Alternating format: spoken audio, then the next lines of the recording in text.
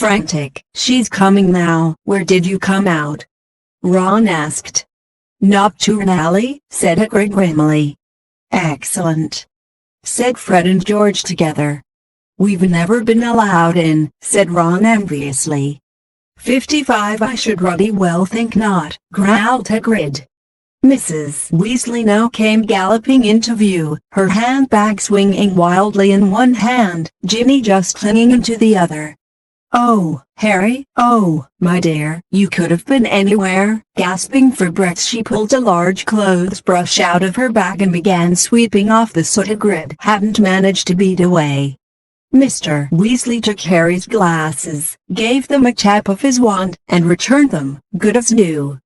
"Well, gotta be off," said Hagrid, who was having his hand wrung by Mrs. Weasley. "Nocturne Alley. If you hadn't found him, Hagrid. See, you're at Hogwarts." And he strode away, head and shoulders taller than anyone else in the packed street. "Guess who I saw in Bergen and Berks?" Harry asked Ron and Hermione as they climbed the Gringotts steps. "Malfoy and his faux hair." "Did Lucius Malfoy buy anything?" said Mr. Weasley sharply behind them. "No, he was selling equals, so he's worried," said Mr. Weasley with grim satisfaction.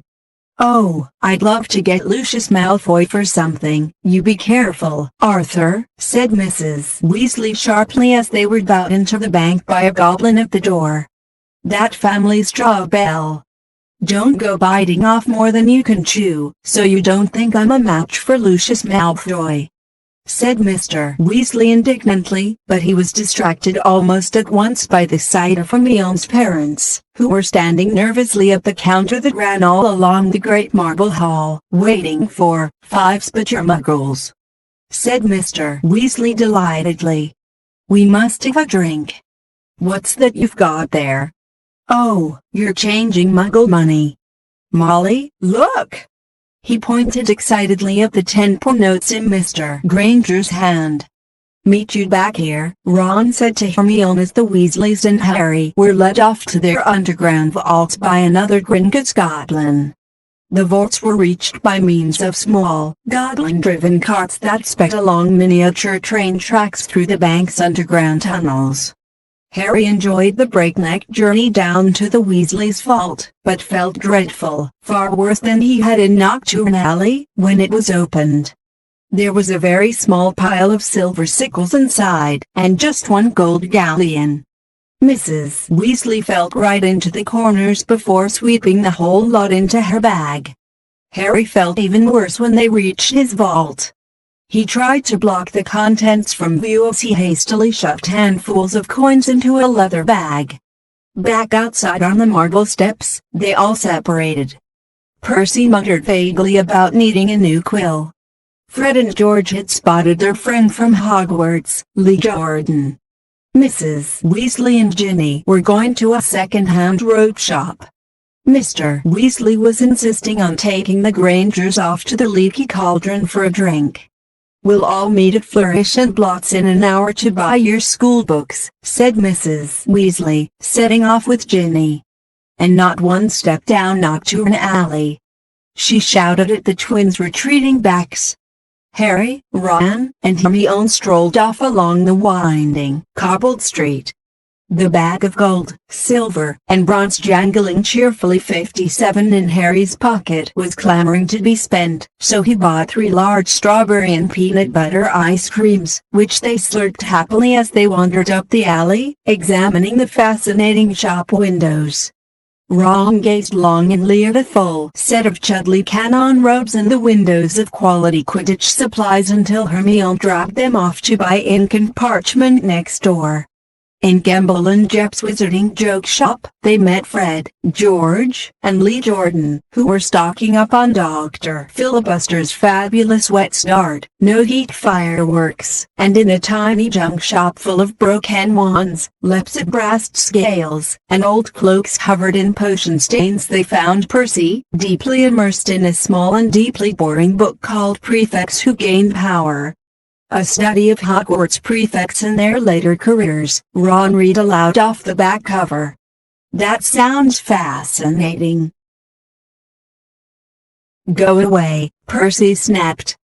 Course, he's very ambitious, Percy, he's got it all planned out, he wants to be Minister of Magic. Ron told Harry and Hermione in an undertone as they left Percy to it. An hour later, they headed for Flourish and Blotts. They were by no means the only ones making their way to the bookshop.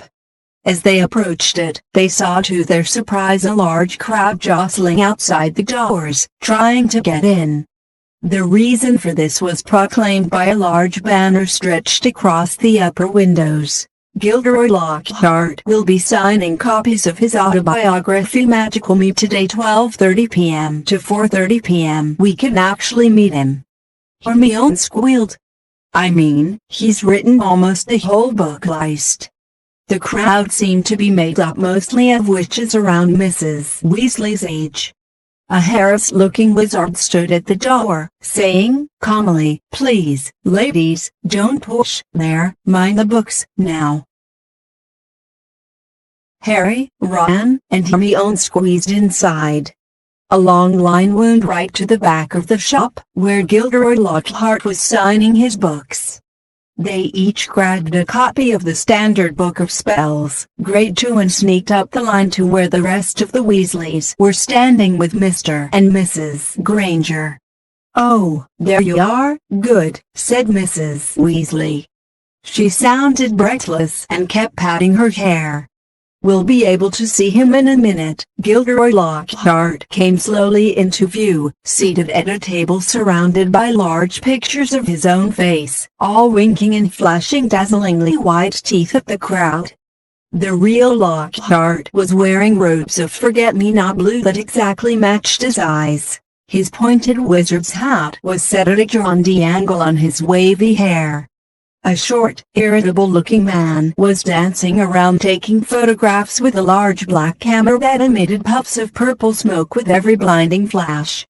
Out of the way, there, he snarled at Ron, moving back to get a better shot. This is for the Daily Prophet, big deal, said Ron, rubbing his foot where the photographer had stepped on it. Gilderoy Lockhart heard him. He looked up. He saw Ron 59 and then he saw Harry. He stared.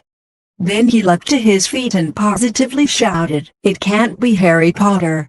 The crowd parted, whispering excitedly. Lockhart dived forward, seized Harry's arm, and pulled him to the front. The crowd burst into applause. Harry's face burned as Lockhart shook his hand for the photographer, who was clicking away madly, wafting thick smoke over the Weasleys. Nice big smile, Harry, said Lockhart, through his own gleaming teeth. Together, you and I'll work the front page. When he finally let go of Harry's hand, Harry could hardly feel his fingers. He tried to sidle back over to the Weasleys, but Lockhart threw an arm around his shoulders and clamped him tightly to his side. Ladies and gentlemen, he said loudly, waving for quiet. What an extraordinary moment this is. The perfect moment for me to make a little announcement I've been sitting on for some time. When young Harry here stepped into Flourish and Blotts today, he only wanted to buy my autobiography, which I shall be happy to present him now, free of charge. The crowd applauded again. He had no idea, Lockhart continued, giving Harry a little shake that made his glasses slip too.